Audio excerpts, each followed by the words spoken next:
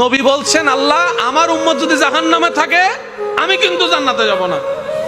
আল্লাহ বলছেন আপনি না গেলে তো জান্নাত উদ্বোধনই হবে না। এবারে মামলা কি দাঁড়ালো? আল্লাহ পাক বলে যে আমি তাহকামুল হাকিমিন নিজেকে বলেছি, বিচার না করলেও তো জিনিসটা সুন্দর হয় না। ও নবী একটা কাজ করেন, ওয়ালা সৌফা ইউতিকা রাব্বুকা ফাতারদাত, আমি কাউকে বলি নাই, আপনাকে না বলেছি।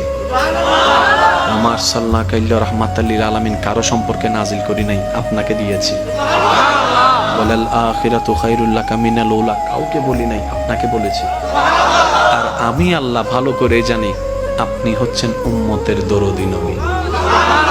আপনি নিজের জন্য কাঁদেন নাই, সন্তানের জন্য কাঁদেন নাই, পরিবারের জন্য কাঁদেন নাই, নাতির জন্য কাঁদেন নাই, যত কেঁদেছেন জীবনে সবকিছু উম্মতের জন্য।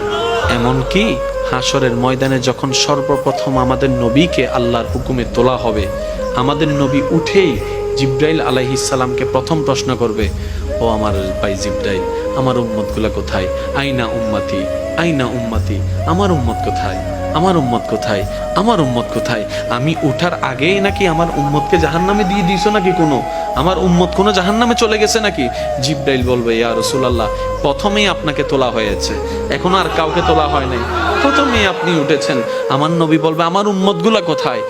জিব্রাইল বলবে, ইয়া রাসূলুল্লাহ, এখনো তারা উঠে নাই, উঠবে একটু পরে। নবী তো ওরাই চলে যাবে আল্লাহর রহমতের দরবারের দিকে। সিজদায় যে পড়বে একটাই কথা থাকবে, রব্বি হাবলি উম্মতি।